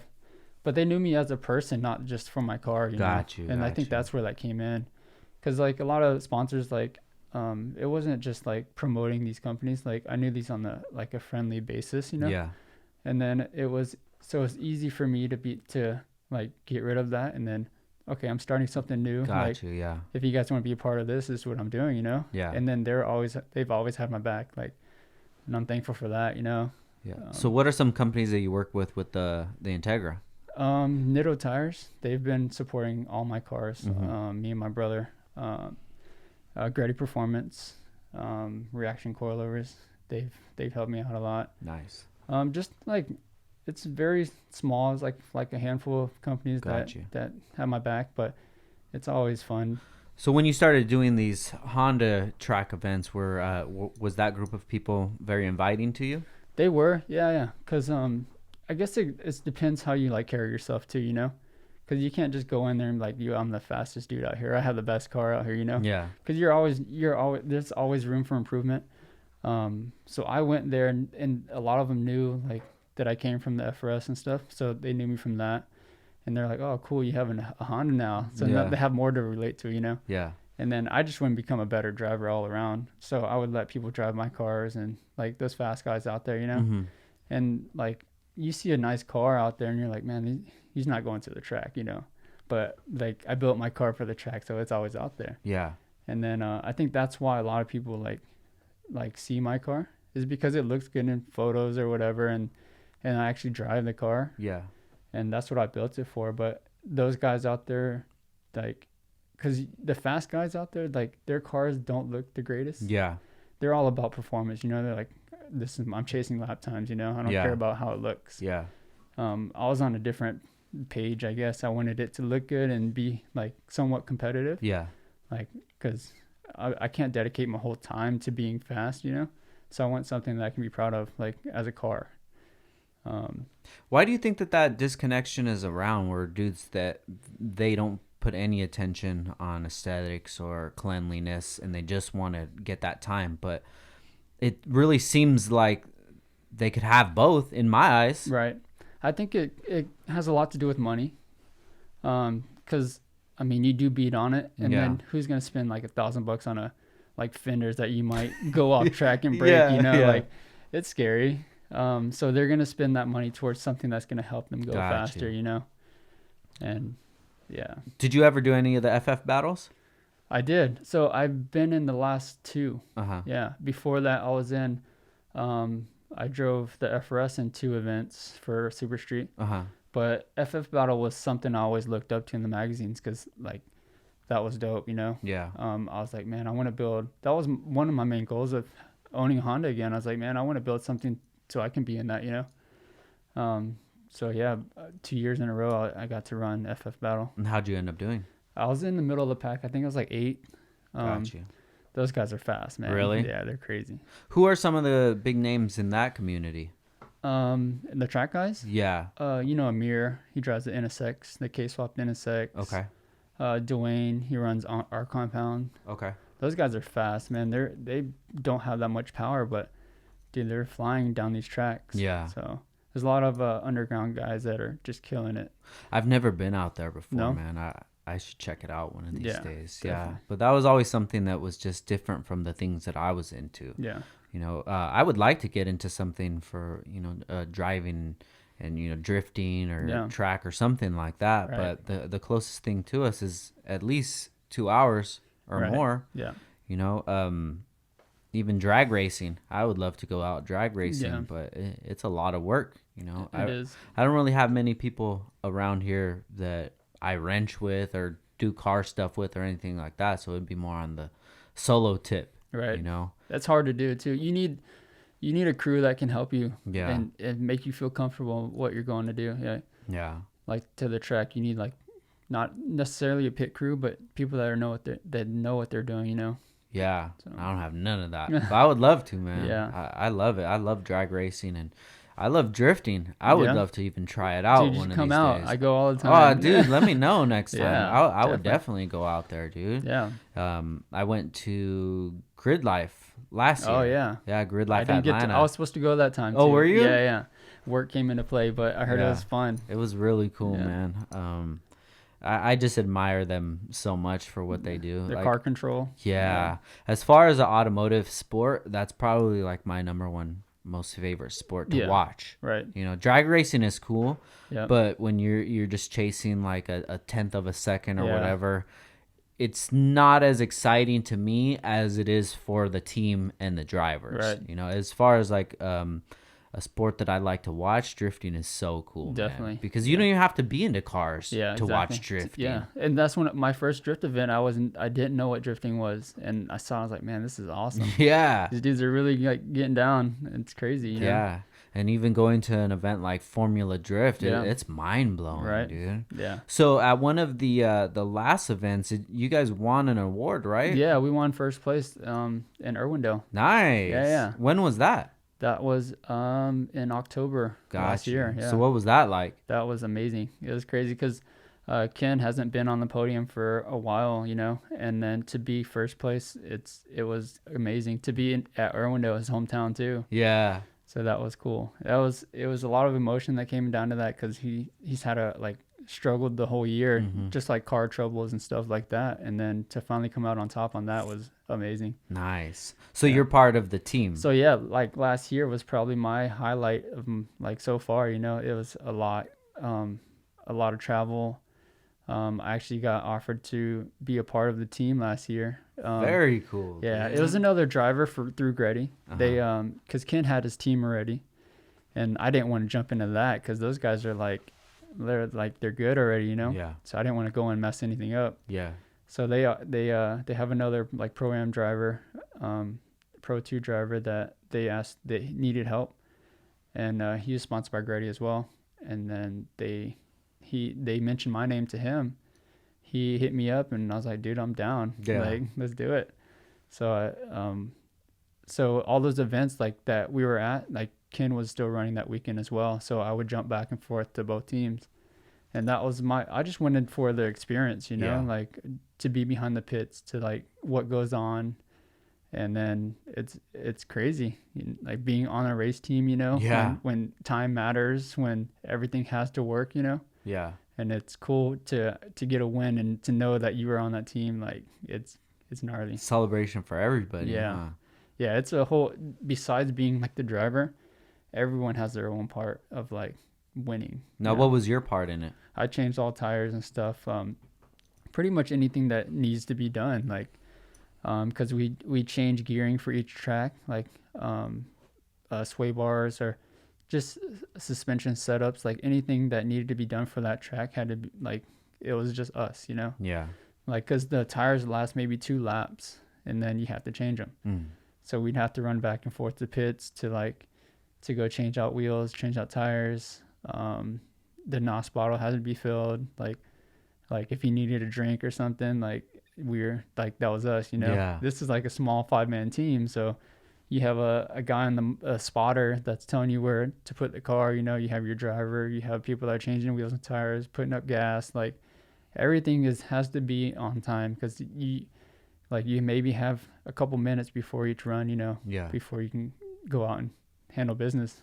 So it sounds like a lot of pressure. It's crazy. How do you deal with that? It's fun. That's what I like. Growing up, when I went to like car shows and stuff, or like events like that, like I admired the teams, the people behind the cars, that are going out to go do like solid laps or like car shows. Like I would see like these awesome builds and be like, man, I want like the guy that put this car together is like, that's what interests me, how this car came together. Yeah.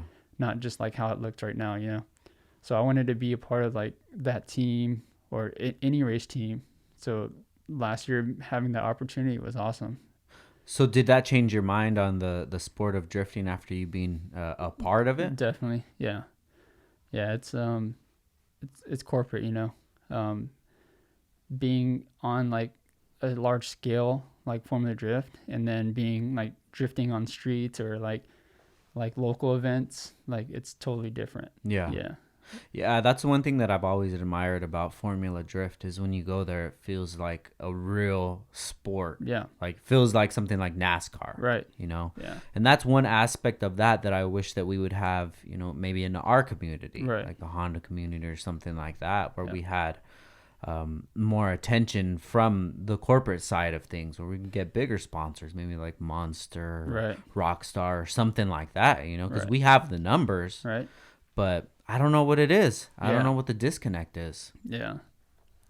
I think maybe it has to just do with the community. Yeah. They're not really represented in the most professional way. Right. So you're not getting the eyes of these companies. And you kind of have those guys that mess it up for everyone. Yeah. No, definitely, man. And it's a shame because even before I got into the automotive community, like seeing all the old events like Nopi and things like that, I'm like, why can't we have that anymore? And a lot of those events don't have the same feel like they used to.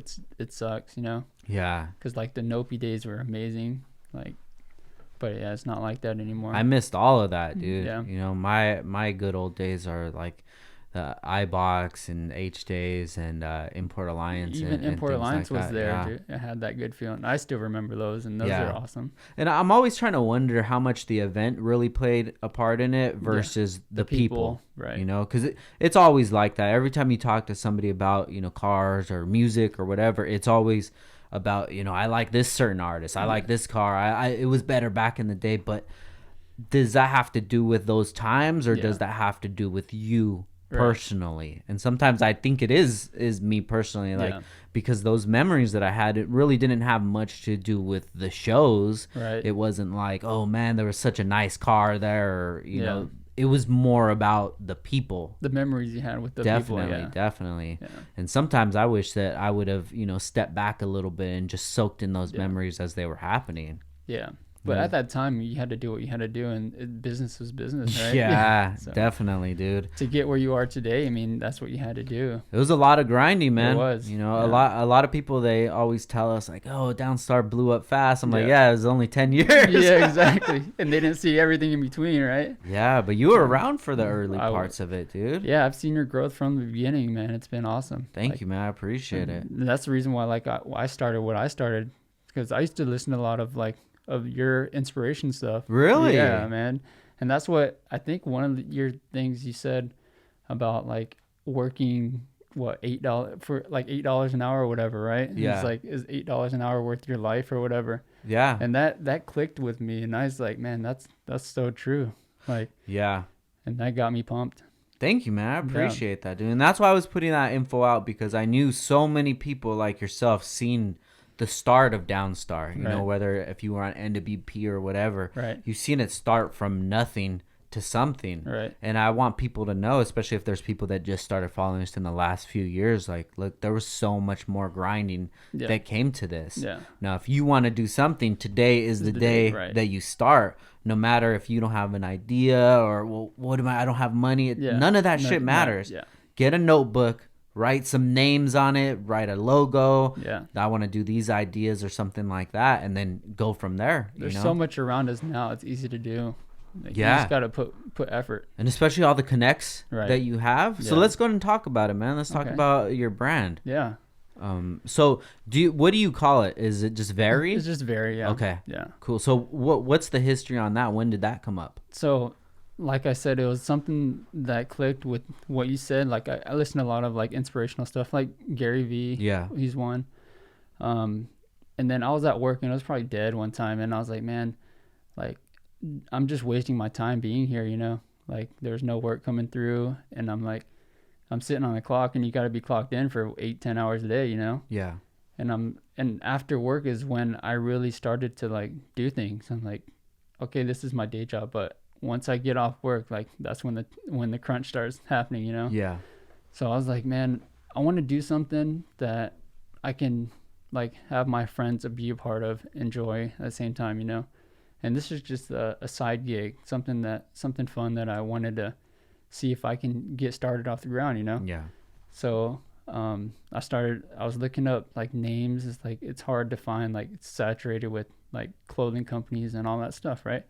And it wasn't more for like, oh yeah, I want to start a clothing company, I want to make tons of money off this. It's not going to happen, you know? Yeah. I wanted something that I can be proud of, and then something that has worth like doing.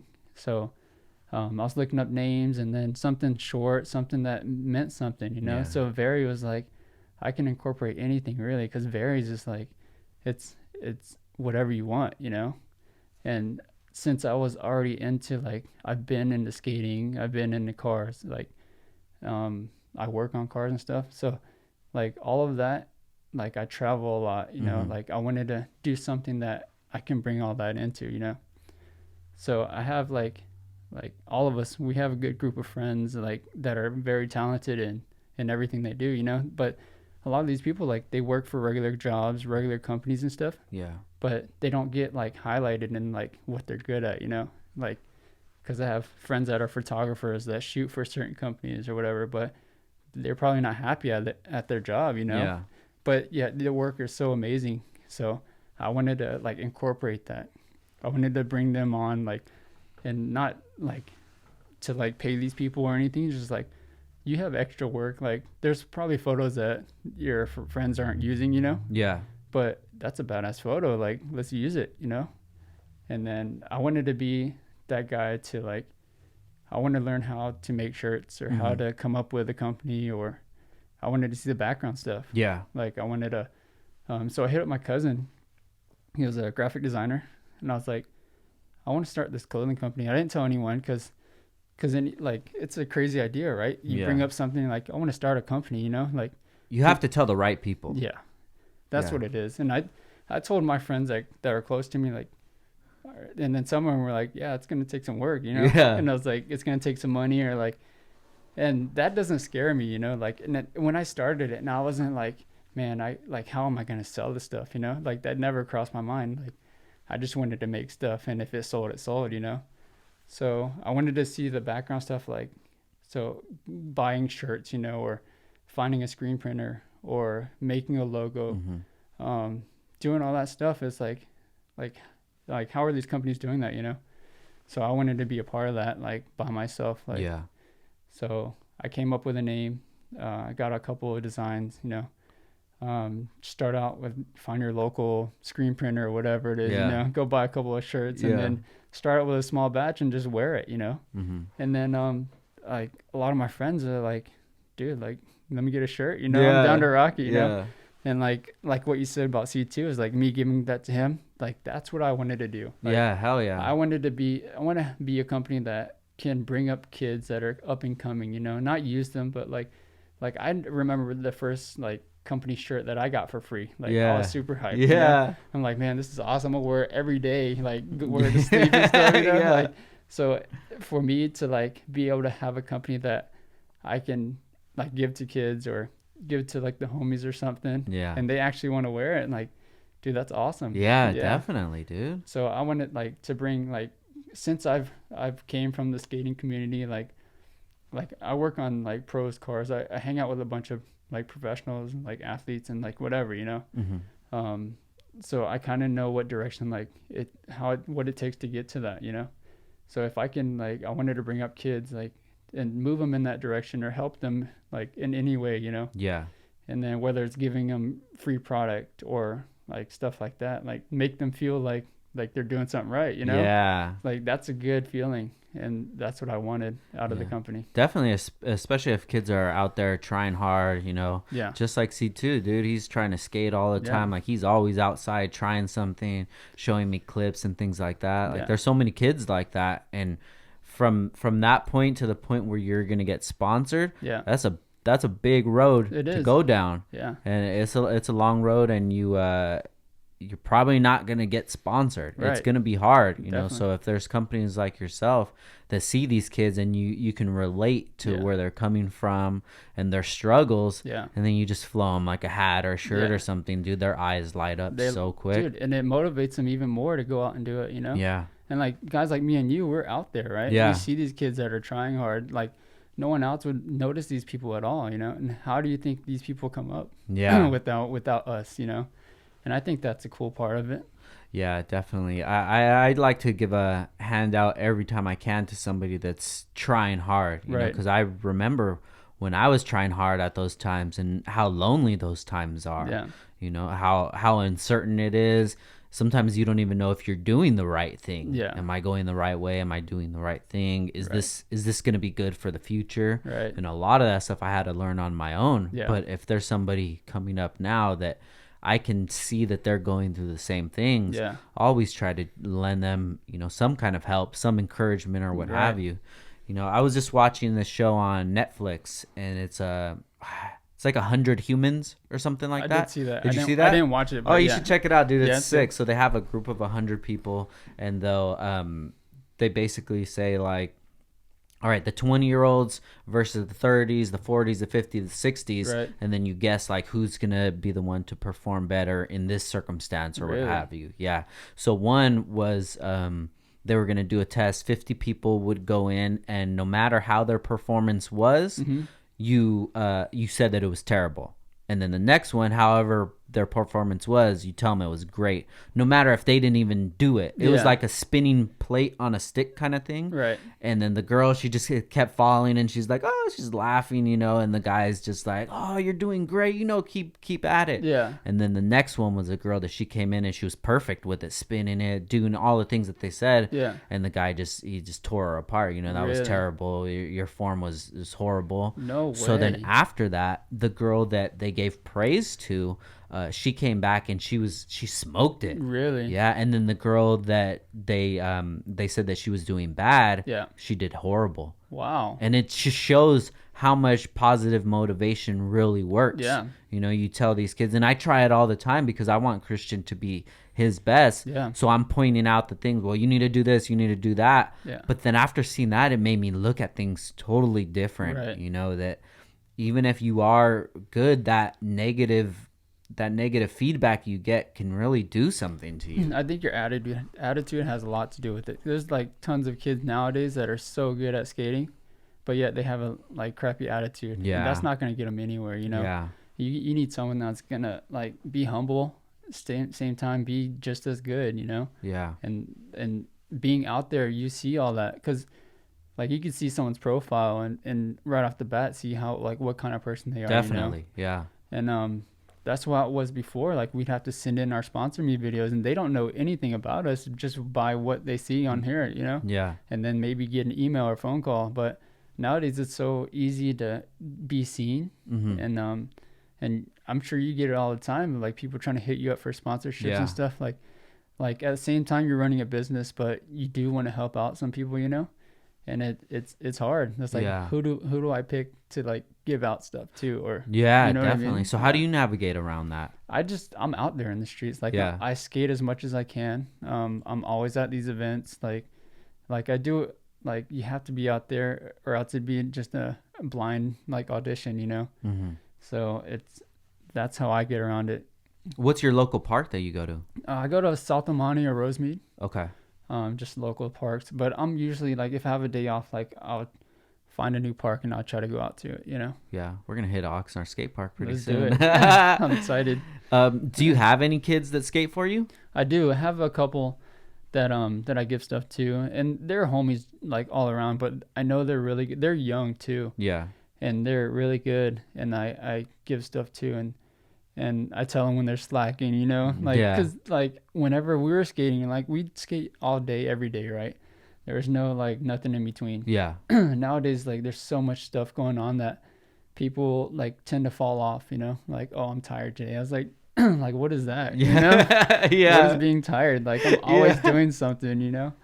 Um, so yeah, I want to keep motivating kids and stuff like that. Yeah. So do you look at the brand as just a clothing brand or as like more geared towards skateboarding? See, that's the thing when I started, like, I didn't want it to be geared towards like cars, you know?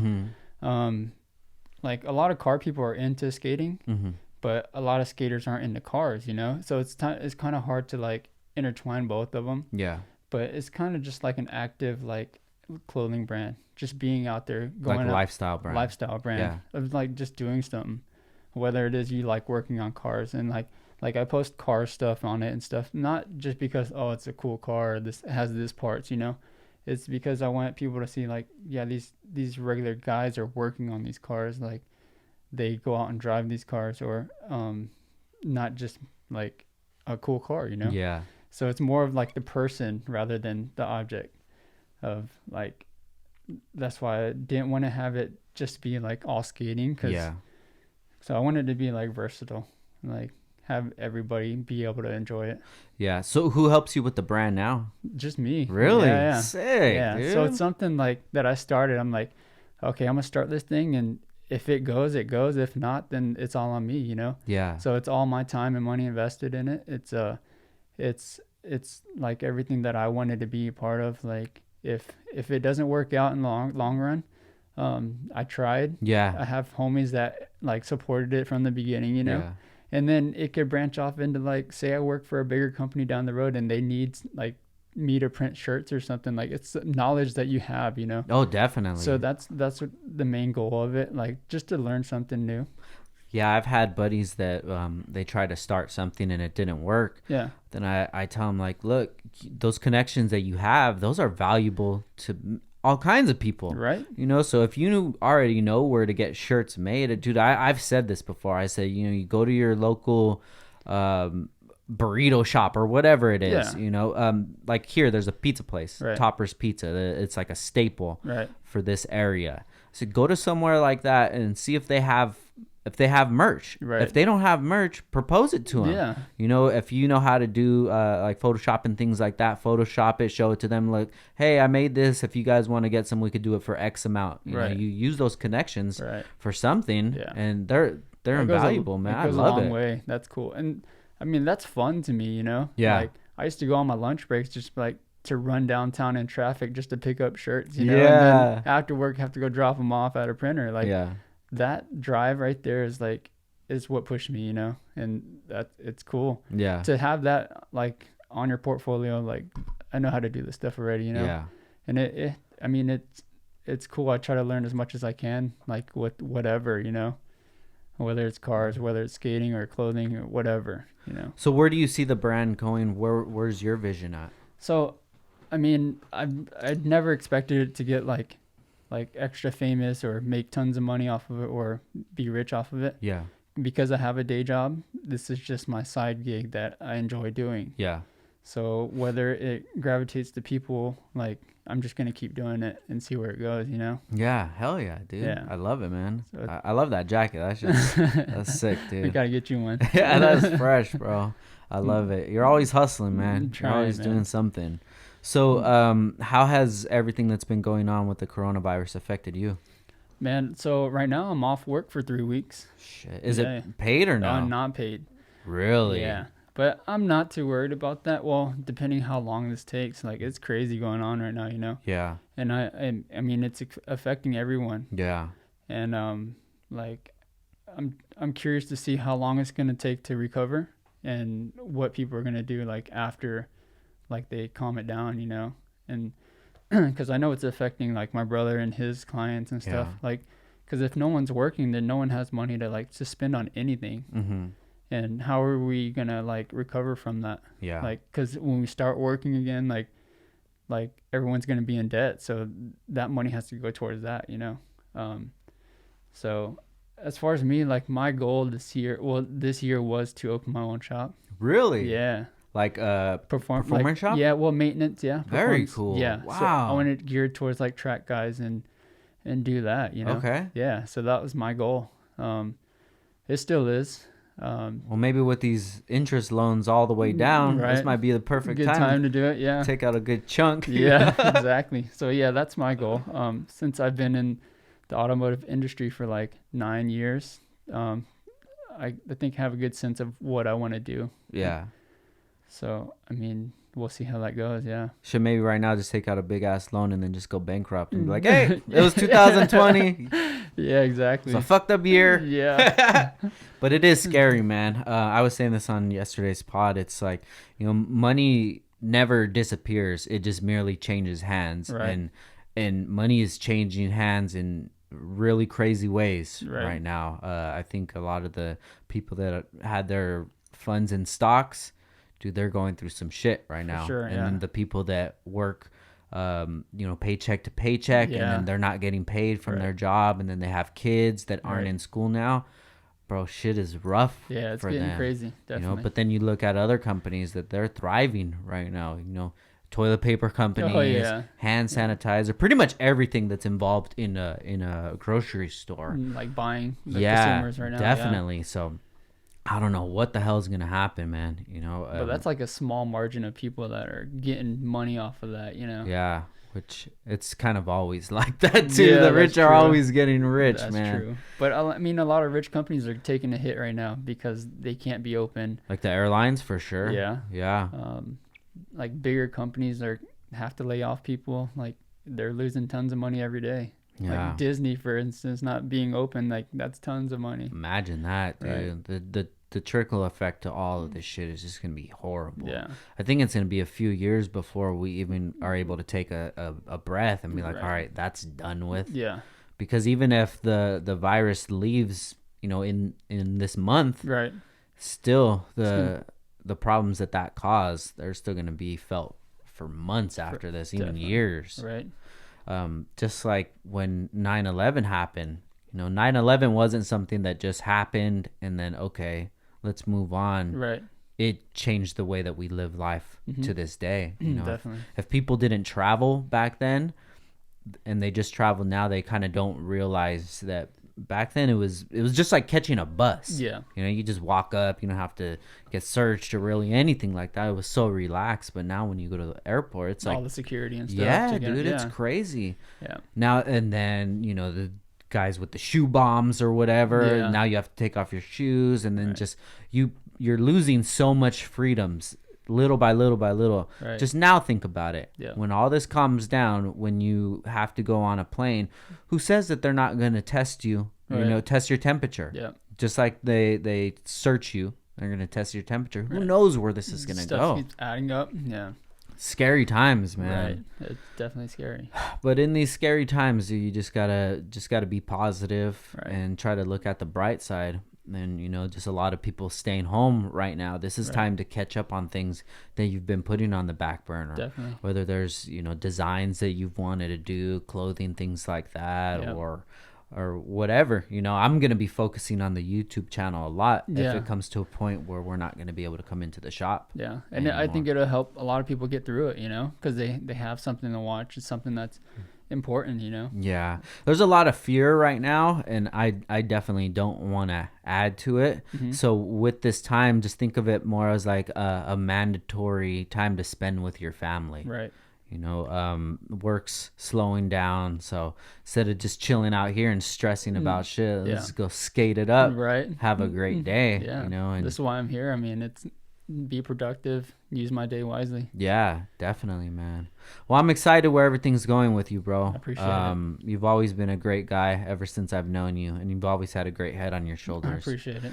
And I know that this brand can be whatever you want it to be. And just I wish you success in the drifting as well. Thank you. You being able to be on that team so close to, arguably one of the best drifters out there. That's going to be awesome that you're so close to be able to suck up that knowledge and those gems, dude. And it's an exciting time. It is. It's scary, but it's exciting too. So before we get out of here, where can people find you at? Yeah, you can find me on my personal Instagram at Meng.Tea or the clothing company at The Verico. Dope, man. We'll have it listed below. And before we get out of here, I want to give a big shout out to our sponsor, Heel Toe Automotive. Mark is a great guy, dude. Nice. He's been in the community since 2002, and that's like literally one of the OGs. And I love to see him successful, and I'm glad that he's part of the podcast. That's awesome. So make sure you guys check him out at heeltoeauto.com or on Instagram, Heel Toe Automotive. If you got to this part of the episode, thank you so much for listening. Yeah. Please go show him your support, and thank you guys for the support, man. You know, this podcast is awesome, bro. I love it. And it gives me an excuse to sit down with friends and just chop it up for a few hours. Yeah, it was fun. Yeah, thank you, brother. But once again, guys, it's Downtime with Downstar, episode 154, and we out. Peace. Peace.